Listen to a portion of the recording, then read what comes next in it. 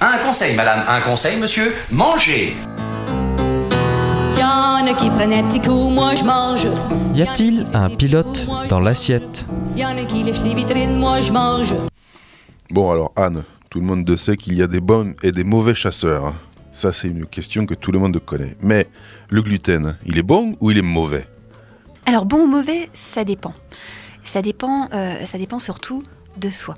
Déjà, qu'est-ce que c'est que le gluten? Le gluten, c'est un complexe de protéines qui va se former lorsqu'on va hydrater certaines farines issues de certaines céréales. Par exemple, dans le blé, le seigle, l'orge, on va trouver des protéines spécifiques qui appartiennent à la famille des gluténines et d'autres qui appartiennent à la famille des gliadines.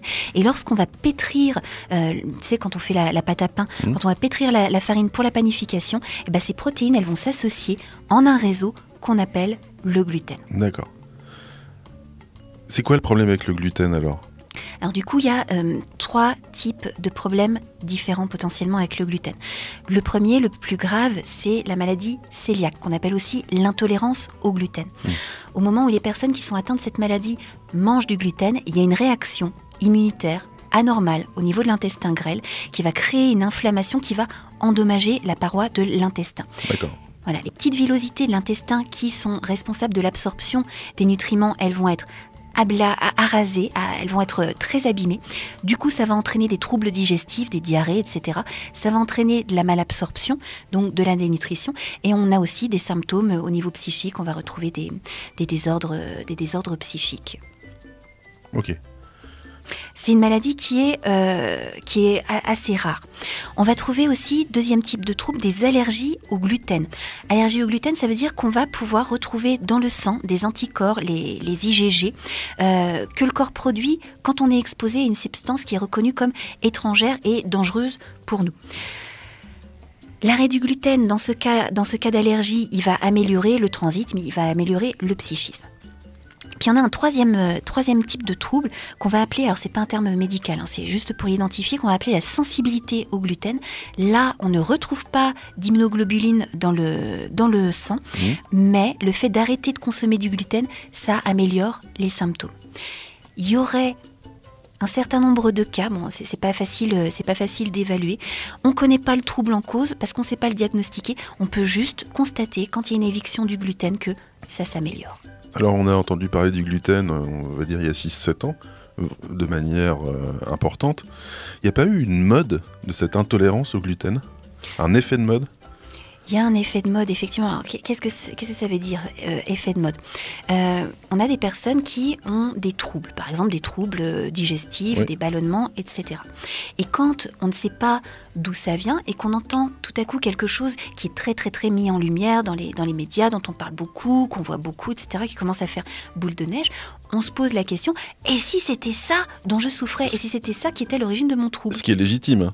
Bien sûr, mais c'est légitime. Pas forcément la cause du trouble. Et non. Et le problème, c'est que souvent, ça nous pousse à aller chercher midi à 14h. Ça nous pousse à aller chercher des solutions compliquées alors que les réponses peuvent être beaucoup plus simples. Dans le cas des ballonnements, parce que ça m'est très très très souvent arrivé d'avoir des personnes qui me demandaient « Oh là là, je ballonne, ça va pas bien avec le repas, est-ce que c'est pas le gluten ?» Dans le cas des ballonnements, par exemple, la première cause de ballonnement, c'est une mastication insuffisante. Mâche ou crève. Voilà, la mastication, c'est vraiment la base de la santé, du bien-être diététique, etc. Donc, plutôt que d'aller chercher midi à 14h en se posant la question est-ce que c'est pas le gluten, etc., il faut déjà revenir à des choses simples. Et le problème de l'effet de mode, c'est que souvent, ça nous détourne des solutions les plus simples et ça va nous pousser à aller chercher des réponses compliquées. Parce que manger sans gluten, c'est très compliqué. Il y en a qui ont surfé sur cette vague de manger sans gluten, je pense à la filière agroalimentaire.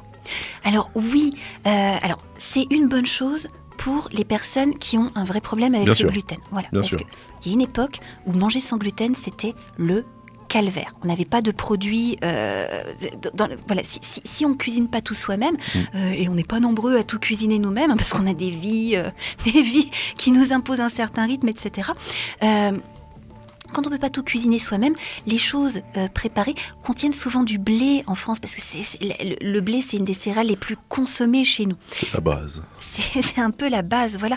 Donc on avait forcément du gluten dans plein de produits transformés, même sous forme d'additifs, d'amidon, on va retrouver des traces de gluten, etc. Donc c'est une bonne chose finalement que les produits sans gluten se soient développés. Une bonne chose pour les personnes qui en ont besoin. Oui. Par contre, effectivement, quand on commence à se monter le bourrichon sans avoir de vrais problèmes, aller acheter des produits sans gluten qui sont très onéreux, parce que c'est compliqué à faire un biscuit qui se tienne sans gluten. Oui. Le gluten, c'est indispensable pour une panification, pour avoir une pâte qui se lève, etc. C'est la Pour base. avoir de la tenue. Mais oui, c'est la base aussi, en biscuiterie, etc. C'est beaucoup plus compliqué de faire sans. Ça se fait avec des ingrédients en plus qui sont produits en moindre abondance que le blé, donc qui sont plus chers forcément, hein, en termes de coût. Donc c'est beaucoup plus compliqué. Donc si on n'a pas de problème avec le gluten, on ne s'en crée pas en cherchant à se restreindre inutilement. Bon, je crois que c'est l'heure, je vais aller me faire une grosse tartine de gluten.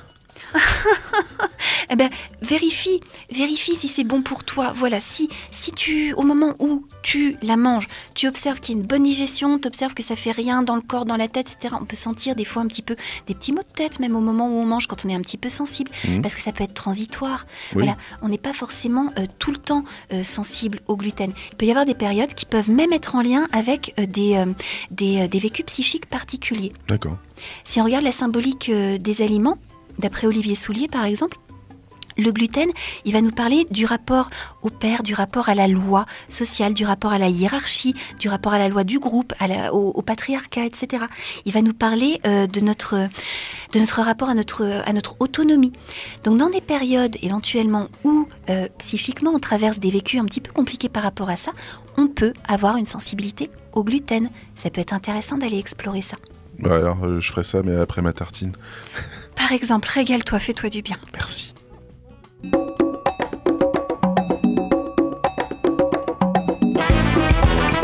Cette chronique vous a plu ? Alors participez-y en posant vos questions à Anne-Claude à l'adresse contact@radioalto.info.